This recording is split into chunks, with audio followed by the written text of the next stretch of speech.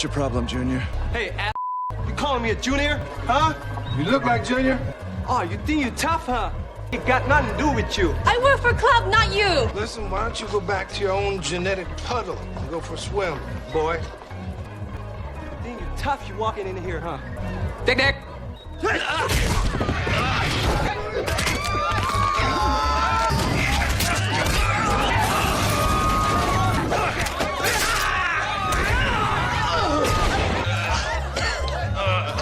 Hey, where you come from? Far away. Far away, it will be England, right? Close enough. If you need something, right? Just tell me, I get it for you, you know? Okay. The ride is over.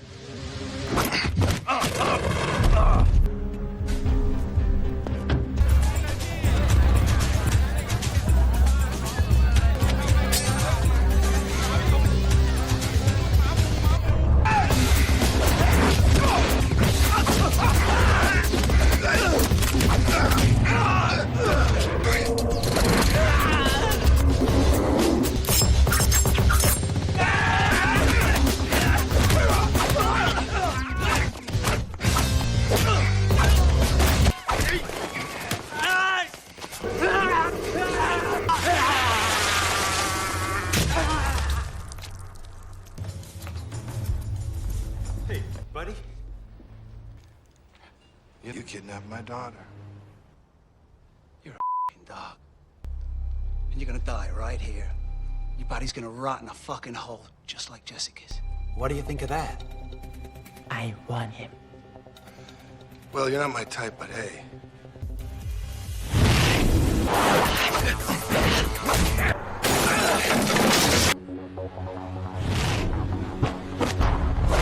I liked you much better as a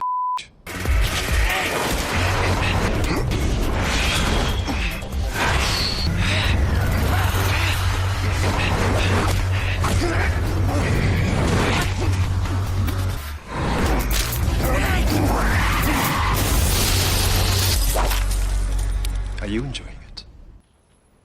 Jake, don't kill him. For old time's sake. Didn't you just say I'm a dog and I'm gonna die in this hole just like my daughter?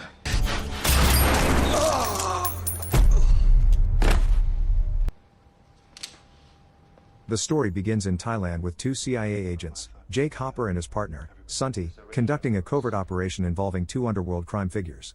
The deal quickly turns into a setup, triggering a violent fight.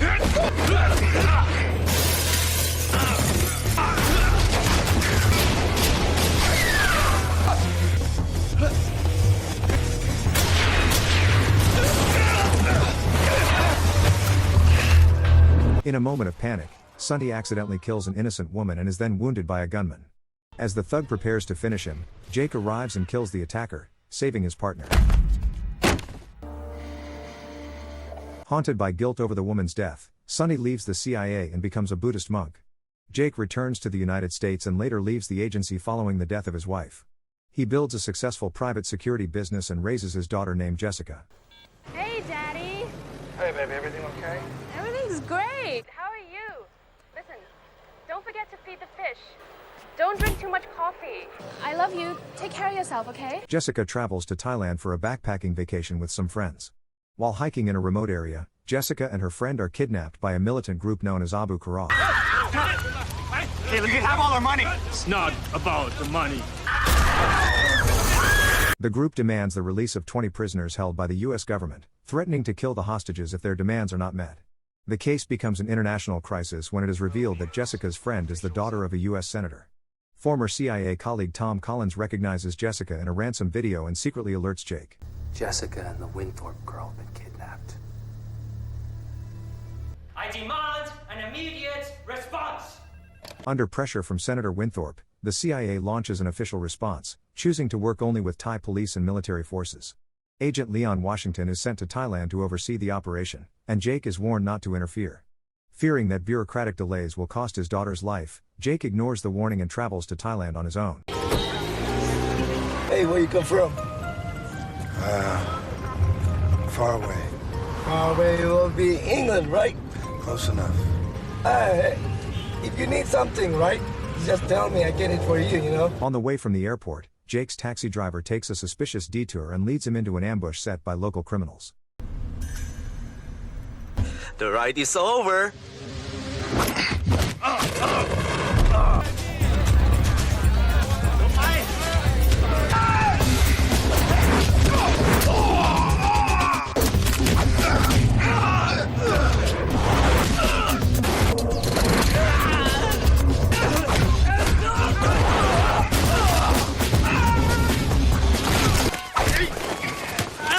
Despite being outnumbered, Jake defeats them in a brutal hand-to-hand fight, realizing the kidnapping is tied to a larger criminal network.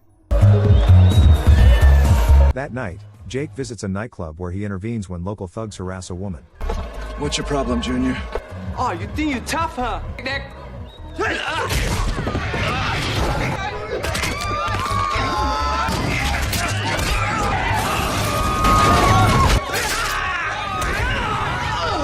The situation escalates into a fight but is stopped by Fitch, an old friend of Jake's who has influence at the club. Jake asks Fitch to use his connections to help locate his daughter. Fitch claims he has no information but promises to help if anything surfaces. I'll do whatever it takes, Jake. The next day, Jake heads to a Buddhist temple where he happily reunites with Sunti. They reminisce about the past, and Jake explains his daughter's kidnapping but doubts Abu Karif's involvement. Grateful for that past help, Sunti agrees to join him.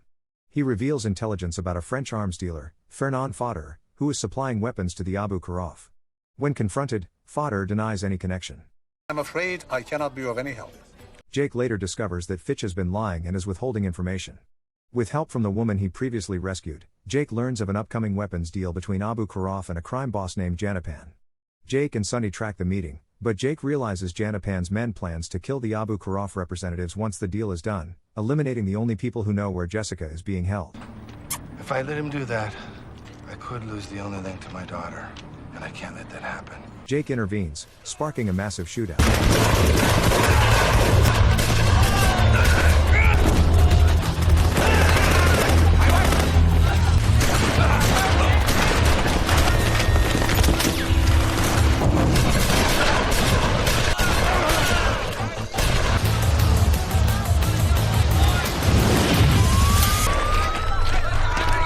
The police arrive and arrest Jake and take him to the station, where a corrupt officer accuses Jake of interfering in an official investigation.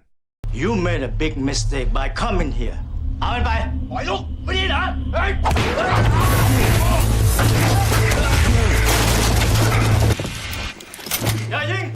The confrontation is interrupted by Agent Leon Washington, who urges Jake to stand down and return to the U.S. However, Jake refuses, declaring he will not leave Thailand without his daughter. You hear? I don't want to see you go home in a body bag. You ain't gonna have to worry about that. Following another lead, Jake and Sunti raid a warehouse linked to Fodder, only to find him murdered. Suddenly, they get ambushed by Tanapan's masked assassins. Despite the assassins being relentless, Jake and Sunti brutally take all of them down with precision.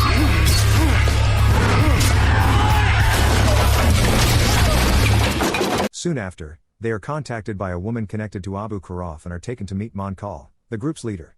Monkal confirms Jake's suspicions. He explains that a powerful crime lord named Janapan has been manipulating events. Using recent terrorist attacks as cover, Janapan has been eliminating rivals and controlling the arms and drug trade. He kidnapped the girls and framed Abu Karif to provoke a military crackdown on his enemies. Monkal also tells Jake where his daughter is being held and reveals that Fitch is working for Janapan. Fitch attempts to flee, Jake and Sunti corner him. Jake, desperate for the whereabouts of his daughter, demands answers. However, Fitch remains arrogant, underestimating Jake's resolve and even threatening them with a gun to protect his business interests. Before Fitch can shoot, Janapan's lieutenant challenges Jake to a fight.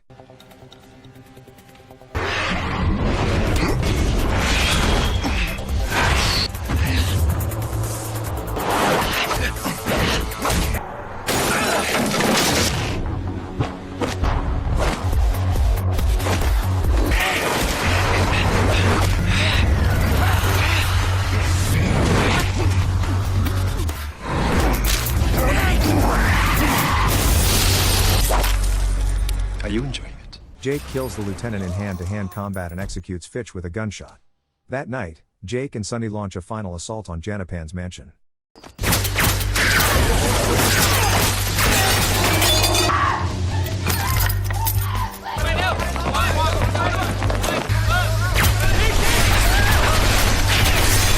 While Sonny holds off the remaining officers, Jake confronts Janapan.